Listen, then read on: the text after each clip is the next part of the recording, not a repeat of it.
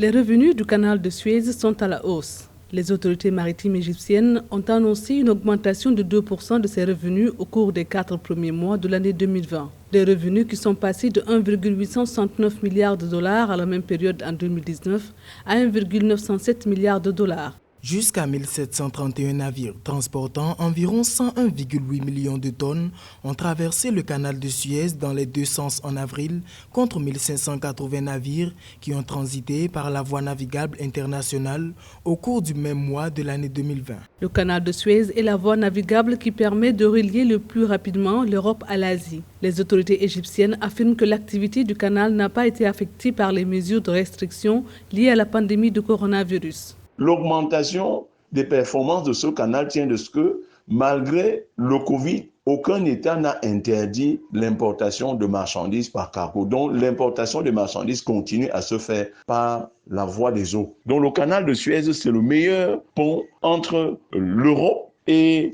l'Asie, donc vous êtes obligé de passer par le canal de Suez. Donc on a doublé sa capacité. En 2015, par exemple, ce canal a laissé passer près de 17 500 navires pour à peu près 1 milliard de tonnes de marchandises. Donc si vous bloquez le canal de Suez aujourd'hui, vous faites perdre à l'Égypte à peu près 7 millions de dollars chaque jour. Les armateurs estimant les frais de passage trop élevés. Certains d'entre eux avaient choisi de contourner l'Afrique par le cap de Bonne-Espérance pour éviter le canal égyptien. Le 1er avril, ce canal de Suez a fait un geste commercial en abaissant de 6% ses frais de passage jusqu'au 30 juin.